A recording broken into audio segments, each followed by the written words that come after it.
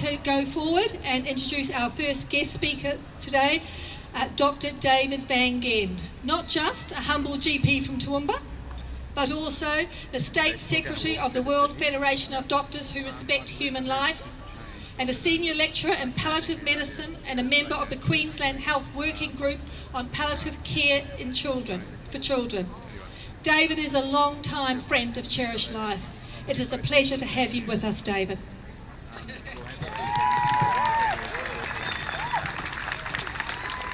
Thank you, President Julie. And ladies and gentlemen, this is the season for Marches for Life. There was another March for Life over in Washington a couple of weeks ago. It didn't have a patch on ours. For a start, they didn't have this lovely warm weather. And they didn't have the stellar lineup of speakers that we get to enjoy. They had to make do with an archbishop here and a football legend there and the Vice President of the United States. But in Washington, they still made a good gig of it, and they got approximately 1,000 times the number of people compared to this big gathering. That is how big it was 2 weeks ago. Now, that was the 44th March for Life in America since the US Supreme Court excluded the unborn child from the human family back in 1973. 44 years of civil struggle in America demanding that lawmakers restore the humanity of the unborn child. And now the tide is turning. In America, the majority of young people are now pro-life.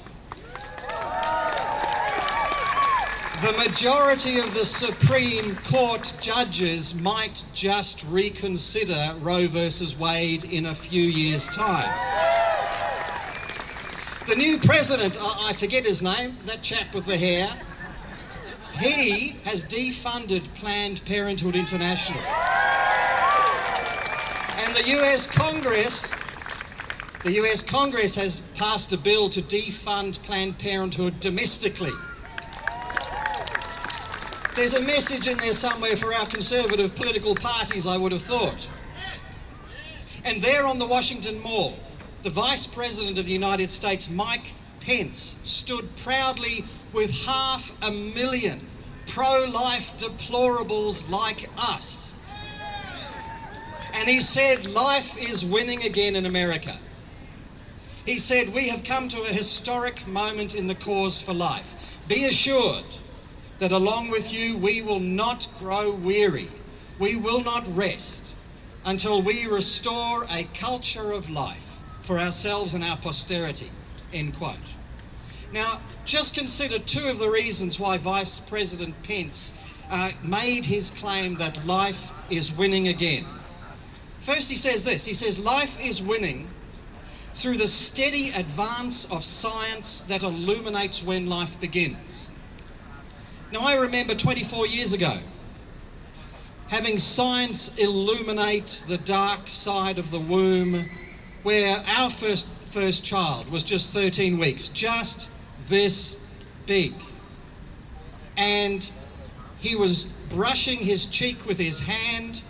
His profile of his face in that little ultrasound picture was exactly and recognisably the profile that we saw in his cot a year later.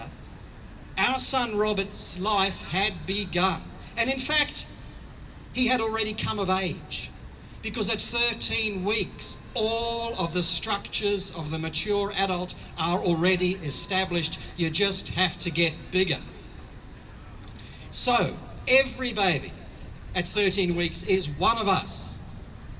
He or she belongs to the human family and demands the equal protection of law. But go back much earlier than 13 weeks and the baby is still one of us. Even on day one, the one-cell embryo is a distinct new being with its own identity, its own destiny.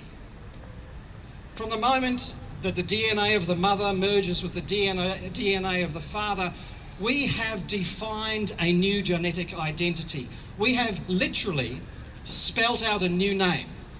A name that has never been spoken before, a name that takes an entire lifetime to be fully expressed, and a name that nobody has the right to erase from our common story. Vice President Mike Pence also told that crowd of 500,000, life is winning through the compassion of caregivers and volunteers at crisis pregnancy centres and faith-based organisations who minister to women in towns across this country. Now, that same compassion of caregivers and volunteers has been winning hearts and minds in Queensland for the same 44 years.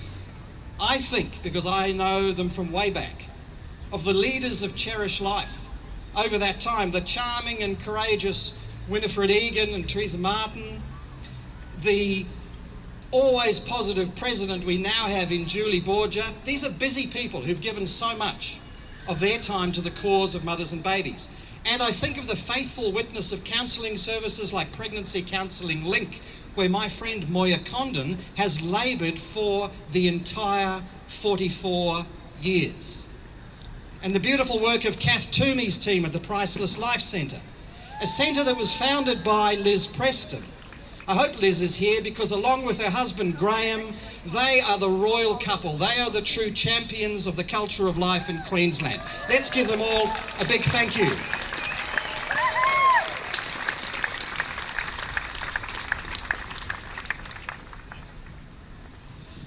Hey guys, it's going to be an awesome march. Just want to make a special mention of the people from Abortion Rethink, in particular Rebecca Anderson. Hey Beck, this is a logistical thing, but could you put your hand up? I've got lots of good stuff to hand over. Excellent. Thanks. Let's make this an epic march. Let's march for life. On you, Josh. So, the question remains, is life winning in Queensland? Now, years ago in Brisbane, I held a baby born prematurely at just under 24 weeks. Now, in Brisbane, most babies born at that age will survive. But this little one was very, very small for age, more like the size of this 20-week baby. And the specialist tried to put a breathing tube down her throat. It failed, and we knew that that little baby was not going to survive. So what did we do? At the request of the mother, a nurse baptised that baby. She was wrapped in that little cloak and those little knitted boots that the volunteers make, and she was laid on her mother's breast, where she made a few little sounds, and then she died. Now, for all the sadness, that is the right way to treat a little baby. The legislation before the Queensland Parliament from the member for Cairns, Rob Pine, is the wrong way to treat a little baby. His two bills, which will be up for discussion in a matter of days to weeks, would remove all restraint on the taking of the life of such babies up to 24 weeks, which is older than some of the babies in our hospital nurseries. And these babies could be aborted for any reason, such as sex selection, which we have seen in Victoria. And by any method, no matter how cruel. And even beyond 20 weeks, Mr. Pine's bills give no effective restraint on abortion right up to the day of birth. If you read his second bill, there are only two conditions on this late-term abortion licence, only two. First, the doctor must put his hand on his heart and say that the risk to the woman of proceeding with the pregnancy is greater than the risk of an abortion. And second, he or she must get another doctor to agree. But get this, in the small print at the bottom of Mr. Pine's legislation, there is a get out of jail free card for the doctor. If he or she fails to comply with these two minimal conditions for late-term abortion, no worries. That failure will not be considered an offence under this bill.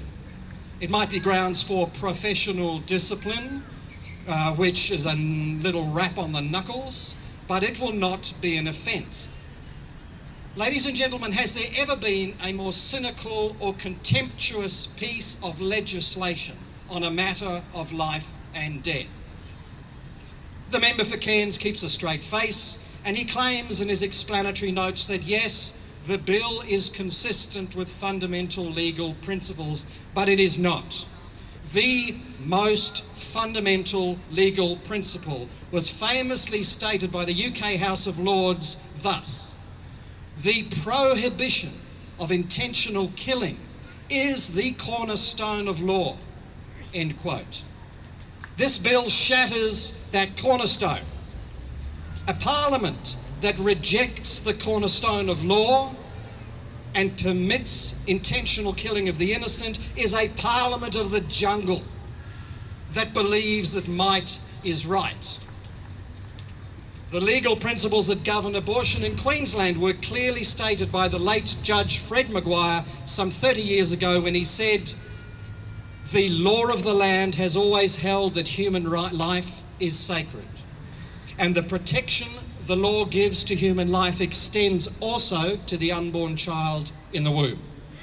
The unborn child in the womb," says Judge Maguire, "must not be destroyed unless the destruction of the child is for preserving the still more precious life of the mother," end quote. Now, Queensland law has always permitted abortion to save the mother's life.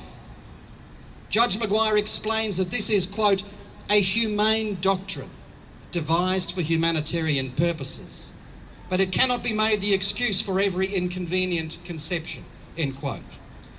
This falls on deaf ears for the member for Cairns, for Labor Deputy Leader Jackie Trad, and other supporters of this legislation who say no. The only offence here is interfering with a woman's absolute right to decide if she is ready to be a mother. To which we say, a woman is already a mother when she is first with child, and there is no right to take a life that is not ours to take. And so, as we march to Parliament, we take strength in the words of Judge Maguire, quote, "The law in this state of Queensland has not abdicated its responsibility as guardian of the silent innocence of the unborn," end quote. And we will stand with US Vice President Mike Pence in declaring this: we will not grow weary, we will not rest until we restore a culture of life for ourselves and for our posterity. Thank you very much.